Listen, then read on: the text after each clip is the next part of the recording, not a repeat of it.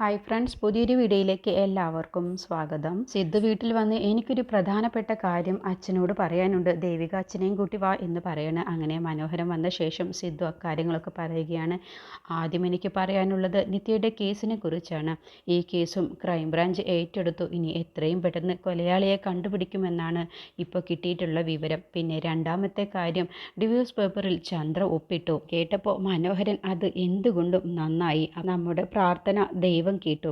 അപ്പോൾ സിദ്ധു പറയണം, കോടതിയിൽ വെച്ചുള്ള വാക്ക് തർക്കത്തിന് എനിക്ക് താല്പര്യമില്ലായിരുന്നു. കാരണം പേടിച്ചിട്ടൊന്നുമല്ല, അത് തീരാൻ വർഷങ്ങളെടുക്കും. ഇതുപോലെ ഒരു മുഹൂർത്തം കിട്ടുമെന്ന് എൻ്റെ മനസ്സ് പറഞ്ഞിരുന്നു. അപ്പോൾ അത് കേട്ടോണ്ട് നിൽക്കുന്ന പാർവതിക്ക് ഒട്ടും തന്നെ ഇഷ്ടപ്പെടുന്നില്ല കേട്ടോ. അപ്പോൾ പാർവതി വന്ന് ചോദിക്കാൻ അവരോട്, അപ്പോൾ അങ്ങനെയാണെങ്കിൽ ഇപ്പോൾ പെട്ടെന്ന് തന്നെ വിവാഹം ഉണ്ടാകുമല്ലോ. എൻ്റെ മോളുടെ കുഴിമാടത്തിലെ മണ്ണുണങ്ങിയിട്ടില്ല, അതിൻ്റെ മുന്നേ ഇവൾക്കൊരു ജീവിതം കിട്ടിയല്ലോ. എന്തായാലും നന്നായി, കിട്ടുന്ന അവസരം മുതലെടുക്കണം. അവരാണ് ബുദ്ധിയുള്ളവർ. മനോഹരം പറയണ, അല്ല നീ എന്താ പറഞ്ഞു വരുന്നത്? ജീവിതകാലം മുഴുവനും ദേവിക മോള് ഒറ്റത്തടിയായിട്ട് ജീവിക്കണം എന്നാണോ പറയുന്നത്? അല്ല, ഒരിക്കലുമല്ല. പക്ഷെ ഇവൾക്ക് മുന്നേ, ഇവളുടെ കഴുത്തിൽ താലി കയറുന്നതിന്റെ മുന്നേ എൻ്റെ നിത്യമോളുടെ കഴുത്തിലാണ് താലി വീഴേണ്ടിയിരുന്നത്. എൻ്റെ നിത്യമോൾക്കാണ്. അത് എന്തുകൊണ്ടാണ് സംഭവിക്കാതിരുന്നത് എന്ന് നിങ്ങൾക്ക് എല്ലാവർക്കും അറിയാമല്ലോ. അത് പൂർവ്വം മുടക്കിയതാണ്. എൻ്റെ സ്വന്തം കാര്യം വന്നപ്പോൾ പൊടിയും തട്ടി എല്ലാ കാര്യങ്ങളും നടത്താൻ പോകുന്നു. കൊള്ളാം എന്ന് പറഞ്ഞ് സൂയകോടുകൂടി പാർവതി പറയുന്ന സമയത്ത് ദേവിക പറയണ, അമ്മേ, ചന്ദ്രയുമായിട്ടുള്ള ഡിവോഴ്സ് നടന്നു എന്ന് കരുതി ഞങ്ങളുടെ വിവാഹമൊന്നും പെട്ടെന്ന് നടക്കാൻ പോകുന്നില്ല. നീ എന്നെ ആശ്വസിപ്പിക്കാൻ വേണ്ടി നീ ഓരോന്ന് പറയണ്ട. നിന്നെ നന്നായിട്ട് തന്നെ മനസ്സിലാക്കിയവളാണ് ഞാൻ. നീ ഒന്നോർത്തോ, ഈ കാലെടുത്ത് വെച്ച ശേഷം നശിച്ചു പോയ വീട്ടിലെ ഗൃഹനാഥയാണ് ഞാൻ. എന്നല്ല, 2 മക്കളാണ് തുടരെ എനിക്ക് ഇല്ലാതായത്. എൻ്റെ മനസ്സ് നീറിക്കൊണ്ട് ഞാൻ നിന്നെ ശപിക്കുകയാണ്. നീ ആഗ്രഹിച്ചതുപോലെ ഒരു ജീവിതം നിനക്ക് ഒരിക്കലും കിട്ടില്ല. എൻ്റെ ശാപം ഫലിക്കും. ഒറ്റാന്തടിയായി നീ ഈ ഒരു ആയുഷ്കാലം മുഴുവനും ജീവിക്കും. നീ കണ്ടോ പറഞ്ഞ് പാർവതി അവിടെ നിന്ന് പോവാട്ടോ. അപ്പോൾ ദേവിക കണ്ണ് നിറഞ്ഞോണ്ട് വിഷമത്തോടു കൂടിയാണ് ദേവികയും സിദ്ധുവും ഇരിക്കുന്നത്. അപ്പോൾ മനോഹരം പറയണ, മോളെ, ഇതൊന്നും കേട്ട് നീ വിഷമിക്കേണ്ട. പാർവതിയെ കുറിച്ച് നിനക്ക് അറിയാവുന്നതല്ലേ. പാർവതിയുടെ ശാപമൊന്നും നിങ്ങൾക്ക് 2 പേർക്കും ഏൽക്കാനും പോകുന്നില്ല. കാരണം നിങ്ങൾ 2 പേരും ഒരു തെറ്റും ചെയ്തിട്ടില്ല എന്നുള്ളത് എനിക്കറിയാം. ഇതൊക്കെ ഇപ്പോൾ അവൾ പറയുന്നത് അവളുടെ വെറും തെറ്റിദ്ധാരണ കൊണ്ടാണ്. അത് ഇന്നല്ലെങ്കിൽ നാളെ ആ തെറ്റിദ്ധാരണ മാറിയാൽ അവൾ തന്നെ ഇതെല്ലാം തിരുത്തിക്കോളും. ശപിച്ച അവളുടെ ആ നാവ് കൊണ്ട് തന്നെ നിങ്ങൾക്ക് 2 പേർക്കും ദീർഘായുസും ദീർഘസുമംഗലിയും നിങ്ങൾക്ക് തരും. അത് കാണാൻ ഇനി അധിക കാലമൊന്നും കാത്തിരിക്കുകയൊന്നും വേണ്ട എന്ന് പറയട്ടോ മനോഹരൻ. അപ്പോഴത്തേക്കും പാർവതി അവിടെ ചെന്നിരുന്ന് പൊട്ടിക്കരയുകയാണ്. മുത്തശ്ശി പറയണേ, പാർവതി നീ ഇങ്ങനെ കരയല്ലേ. അതല്ല അമ്മേ, എൻ്റെ സങ്കടം മനോഹരേട്ടനും ഇതിന് കൂട്ടു നിൽക്കുന്നത് കണ്ടിട്ടാണ്. അവന് ബുദ്ധിയില്ല പാർവതി, അത് നിനക്കറിയില്ലേ. നീ ഇങ്ങനെ കരയാതെ, നമുക്ക് ഇതിനെക്കുറിച്ച് അവരോട് ചോദിക്കണം എന്ന് പറഞ്ഞ് മുത്തശ്ശി പാർവതിയും കൊണ്ട് അവരുടെ അടുത്തേക്ക് ചെല്ലുകയാണ് കേട്ടോ. എന്നിട്ട് സിദ്ധുവിനോട് മുത്തശ്ശി പറയണേ, അല്ല നീ ഇങ്ങനെ ഇടയ്ക്കിടയ്ക്ക് ഇവിടേക്ക് വരുന്നത് ഈ വീട്ടിൽ സമാധാനം കളയാനാണോ? ഇവളെ കല്യാണം കഴിക്കാനാണെങ്കിൽ അതൊക്കെ ആയിക്കോ, പക്ഷെ എന്തിനാണ് ഈ വീട്ടിൽ വെച്ച് ഇതിനെക്കുറിച്ചൊക്കെ ചർച്ച ചെയ്യുന്നത്? അപ്പോൾ മനോഹരം പറയണേ, എൻ്റെ അമ്മേ, ഈ വീട്ടിലെ പ്രശ്നം ഈ വീട്ടിലല്ലാതെ മറ്റെവിടെ വെച്ച് ചർച്ച ചെയ്യാന്? പിന്നെ നിത്യ മാത്രമല്ല എൻ്റെ മോള്, ഇതും എൻ്റെ മോള് തന്നെയാണ്. ദേവിക മോളും എൻ്റെ മോള് തന്നെയാണ്. പിന്നെ നീ നിത്യയുടെ വിവാഹം മുടങ്ങിയതിനെക്കുറിച്ച് ചർച്ച ചെയ്തല്ലോ കുറച്ച് നേരം മുന്നേ. പക്ഷേ അതിൻ്റെ മുന്നേ ദേവികയുടെ കല്യാണം മുടങ്ങിയിരുന്നു. അതിനെക്കുറിച്ച് നീ ഒന്നും പറഞ്ഞില്ലല്ലോ. നിനക്കൊരു വിഷമവും ഉണ്ടായില്ലല്ലോ. അപ്പോൾ സിദ്ധു പറയണ, മതി ഇതിനെക്കുറിച്ച് ചർച്ച ചെയ്തത്. ഞാൻ ഇവിടെ വന്ന കല്യാണക്കാര്യത്തെക്കുറിച്ച് പറയാനൊന്നുമല്ല മുത്തശ്ശി. ഞാൻ ഇവിടെ വന്നത് ഒരു സമ്മാനം തരാനാണ്. അമ്മ കൈമോശം വരുത്തിയ വിലപിടിപ്പുള്ള ഒരു സമ്മാനം തിരിച്ചു തരാൻ. അപ്പോൾ ഇതൊക്കെ മറിഞ്ഞു നിന്ന് ശരത്ത് കാണുന്നുണ്ട് കേട്ടോ. എന്നിട്ട് സിദ്ധു ആ താലിമാല എടുത്താണ് കാണിക്കാൻ കേട്ടോ. അത് കണ്ടതോടുകൂടി പാർവതി അങ്ങ് കരയുകയാണ്. എന്നിട്ട് സിദ്ധു പറയണ, ഈ താലിമാല അമ്മ നഷ്ടപ്പെടുത്തിയത് ശരത്തിനെ പുറത്തിറക്കാൻ വേണ്ടി ചന്ദ്രക്ക് കൊടുത്തതായിരുന്നു. ഇത്രയും ദിവസം ചന്ദ്രയുടെ കയ്യിലായിരുന്നു. ഇത് ഞാൻ അവളുടെ കയ്യിൽ നിന്നും വാങ്ങിയതാണ്. ഈ താലിമാല വർഷങ്ങൾക്ക് മുന്നേ അച്ഛൻ അമ്മയുടെ കഴുത്തിൽ ഇട്ട് തന്നതായിരുന്നു. അപ്പോൾ മനോഹരം പറയണേ, ഈ താലിമാല പാർവതിക്ക് കൊടുക്കണ്ട, ഇതിൻ്റെ യഥാർത്ഥ അവകാശി ഞാനാണ്. എന്നിട്ട് സിദ്ധു മനോഹരൻ്റെ കയ്യിൽ കൊടുക്കുകയാണ് കേട്ടോ. എന്നിട്ട് സിദ്ധു പറയണേ, ഇതിൻ്റെ മൂല്യം എത്ര വലുതാണെന്നുള്ളത് എനിക്കറിയാം. അതുകൊണ്ടാണ് ഞാൻ ഇത് തിരിച്ചു കൊണ്ടുവന്നത്. ഇനി ഒരിക്കലും അമ്മ ഈ മാല ആർക്കും കൊടുക്കരുത്. ഇത് എന്നും അമ്മയുടെ കഴുത്തിൽ തന്നെ കിടക്കണം എന്നും പറഞ്ഞാണ് സിദ്ധു പോകുന്നത്. ഇതൊക്കെ കണ്ടുകൊണ്ട് നിൽക്കുന്ന ശരത്ത് സിദ്ധുവിൻ്റെ അടുത്തേക്ക് ചെല്ലുകയാണ്. മിടുക്കനാണല്ലോ, വക്കീൽ ഫാമിലി കോർട്ടിൽ കേസ് വാദിക്കുന്നതാണ് എന്തുകൊണ്ടും നല്ലത്. ഒരുപാട് കേസ് കിട്ടിയേനെ. അപ്പോൾ സിദ്ധു ചിരിച്ചുകൊണ്ട് പറയണ, ഇപ്പോഴും എനിക്ക് കേസിന് ഒരു കുറവുമില്ല ശരത്തെ. അപ്പോൾ ശരത്ത് പറയണ, അല്ല, ഒരു കുടുംബം കലക്കാനുള്ള കഴിവൊക്കെ സിദ്ധുവിനുണ്ടല്ലോ എന്ന് പറയുമ്പോൾ അതിന് ഞാൻ അത്ര മിടുക്കനല്ല, നീയല്ലേ മിടുക്കൻ. അപ്പോൾ ശരത്ത് ഇടത്തേക്ക് നിന്നിട്ട് സിദ്ധുവിനോട് പറയാം, അത് നീ പറഞ്ഞത് ശരിയാണ്, ഞാൻ തന്നെയാണ് മിടുക്കൻ. അത് ഇതിന് മാത്രമല്ല, എല്ലാത്തിനും ഞാൻ തന്നെയാണ് മിടുക്കൻ. നീ ഇപ്പൊ എന്തിനാണാവോ നീ ഇവിടേക്ക് ആ താലിമാലയും പൊക്കി പിടിച്ചോണ്ട് വന്നത്?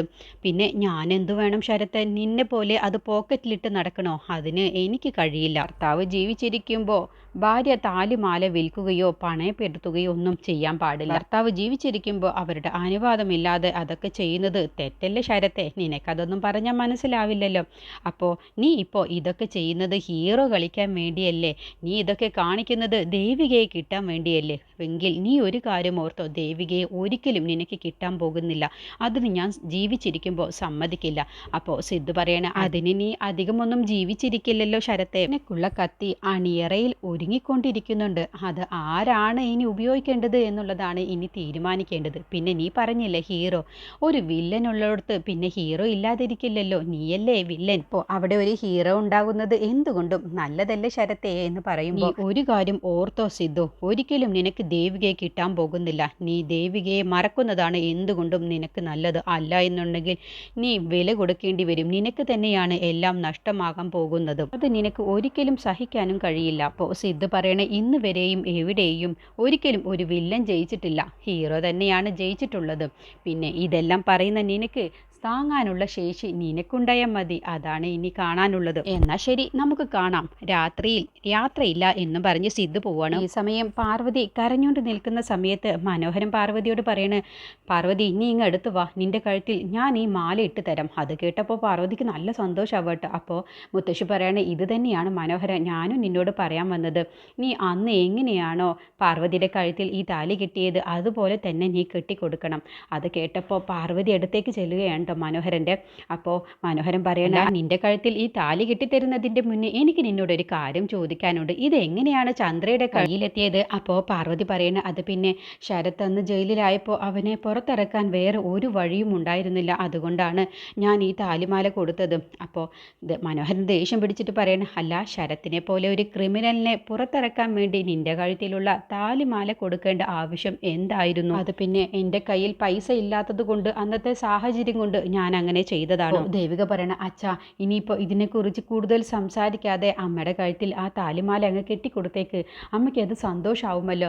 അപ്പോൾ മനോഹരൻ പറയൻ, മോളെ ദേവികയെ, ഇത് ഞാനും എൻ്റെ ഭാര്യയും തമ്മിലുള്ള പ്രശ്നമാണ്, ഇതിൽ മറ്റാരും ഇടപെടേണ്ട ആവശ്യമില്ല. അപ്പോൾ മുത്തശ്ശി പറയണേ, എടാ മനോഹര, നീ കൂടുതലൊന്നും പറയാതെ അവളുടെ കഴുത്തിൽ ആ താലി അങ്ങ് കെട്ടിക്കൊടുത്തേക്ക്.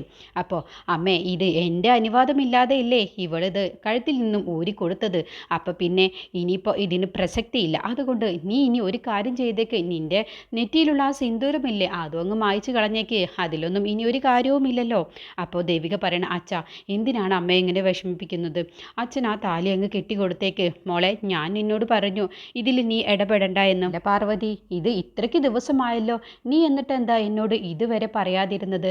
നിൻ്റെ കയ്യിൽ കാശില്ലാത്തത് കൊണ്ട് നിൻ്റെ താലിമാല നീ കൊടുത്തു എന്ന്, അതെന്തുകൊണ്ടാണ് നീ പറയാതിരുന്നത്? അപ്പോൾ പാർവതി പറയണ, അത് പിന്നെ ഞാൻ അതിനെക്കുറിച്ച് ഓർത്തില്ല.